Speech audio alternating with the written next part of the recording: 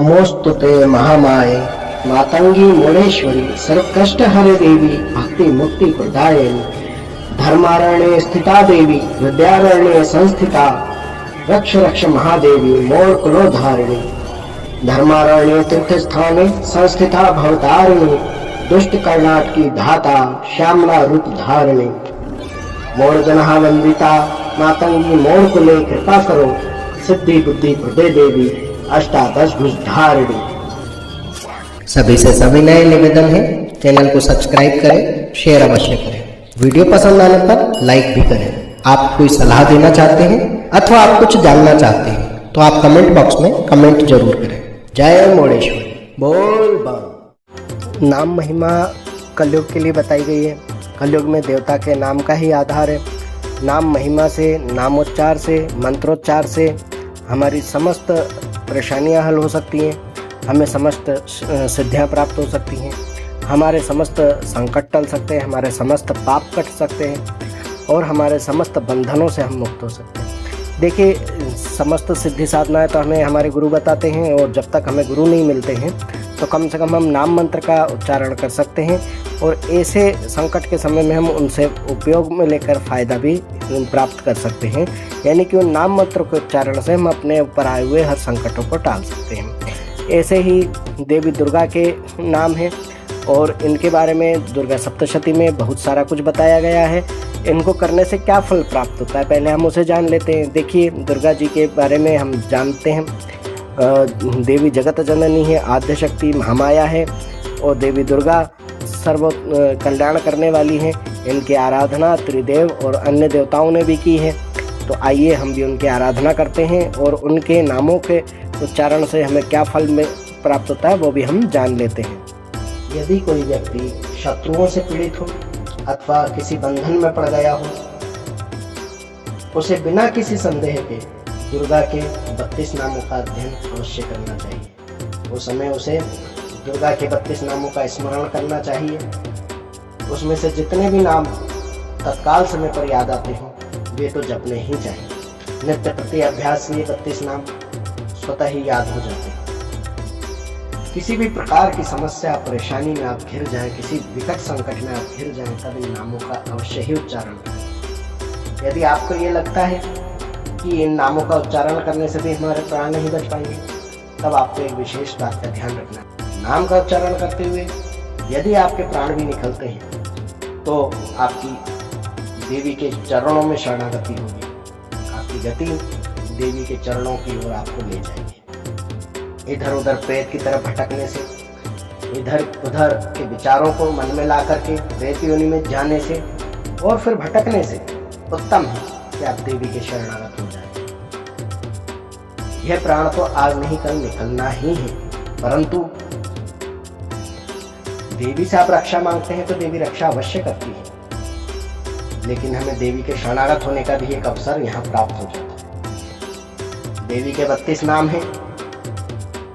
दुर्गा, दुर्गा की शमनी, दुर्गा पदवी निवारिणी, दुर्ग मच्छेदिनी, दुर्ग साधिनी, दुर्ग नाशिनी, दुर्गतोद्धारिणी, दुर्ग निहंत्री, दुर्ग मापहा, दुर्गम ज्ञानदा, दुर्ग दैत्यलोक दवानला, दुर्ग माँ, दुर्ग मालोका, दुर्ग मात स्वरूपिणी, दुर्ग मार्ग प्रदा, दुर्गम विद्या, दुर्गम माश्रिता, दुर्गम ज्ञान संस्थाना, दुर्गम मध्यान्ह भासिनी, दुर्ग मोहा, दुर्गम गा, दुर्ग मार्ग स्वरूपिणी, दुर्ग मासुर सहंत्री, दुर्ग मायुध धारिणी, दुर्ग मांगी, दुर्गमता, दुर्गम्या, दुर्गमेश्वरी, दुर्ग भीमा,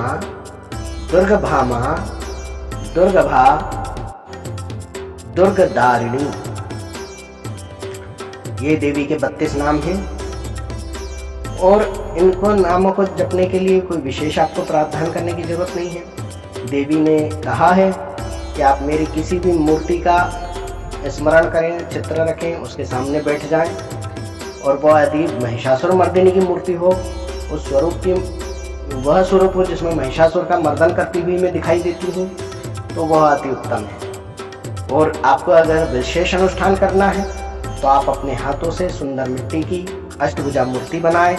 8 भुजाओं में गदा, खड्ग, त्रिशूल, बाण, धनुष, कमल, खेट अर्थात ढाल और मुद्गर जरूर धारण करा दें। मूर्ति के मस्तक में चंद्रमा का चिन्ह हो, उस मूर्ति में 3 नेत्र हो, उन्हें लाल वस्त्र पहनाया गया हो, वह सिंह के कंधे पर सवार हो और शूल से महिषासुर का वध कर रही हो। इस प्रकार की प्रतिमा बनाकर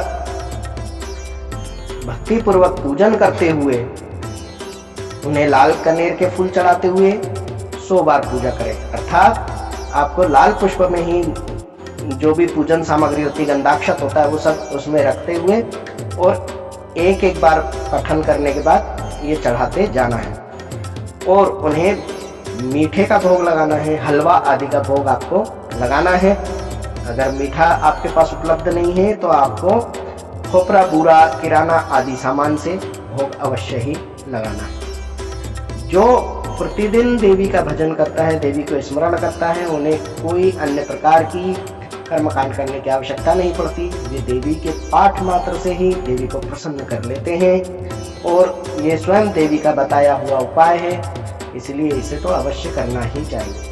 आप पूरी सप्तशती नहीं पढ़ पाते हैं, कोई बात नहीं, आप देवी के 32 नामों को याद कर लीजिए, कंठस्थ कर लीजिए और सिर्फ इसी का उच्चारण करते रहें। 32 नाम पढ़ लेने पर ये एक पाठ माना जाता है।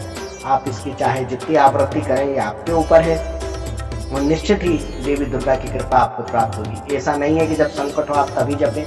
आप अगर नित्य इसका अभ्यास करते हैं तो आपके ऊपर संकट आने की नौबत ही नहीं आ पाएगी। इतना तो भगवती के ऊपर सभी को विश्वास है। तो देवताओं ने भी इसी का स्मरण किया है। देवताओं ने तो सारा समय ही उनके पास था, उनकी जिंदगी में कोई भागदौड़ नहीं थी हमारी तरह। वे अपने सभी कर्तव्यों का पालन करते हुए नित्य पूजा पाठ में मगन रहते थे और जब जब उन्होंने इस आश्रय को छोड़ा है तब तक उन्हें संकट का सामना करना पड़ा है। तो फिर हमारी तो विसात ही क्या है, हम तो कलयुग में रह रहे हैं, हम दुनिया भर की तमाम उलझनों से ग्रसित हैं, हम लोभ मोह में ग्रसित हैं। तो हमें इस चीज का अवश्य ही ध्यान रखना चाहिए कि हमें देवी की आराधना, पूजा आदि करते रहना चाहिए। हम जिसको भी अपना इष्ट मानते हैं उनकी पूजा करना चाहिए, परंतु देवी दुर्गा की जो आराधना करते हैं उन्हें यह निश्चित जान लेना चाहिए कि उन्हें किसी अन्य देवी देवता की पूजा करने की आवश्यकता ही नहीं रह जाती, क्योंकि ये तो जगत जननी माँ जगदम्बा महामाया दुर्गा देवी है। जय मोरेश्वरी, बोल बम। ओम मणिक्यमणावक्लाल्यन्तीं मदालसां मंजुलवाग्विलासां महेन्द्रनीलं द्युतिकोमलांगी मतं कन्या मनसा स्मरामि।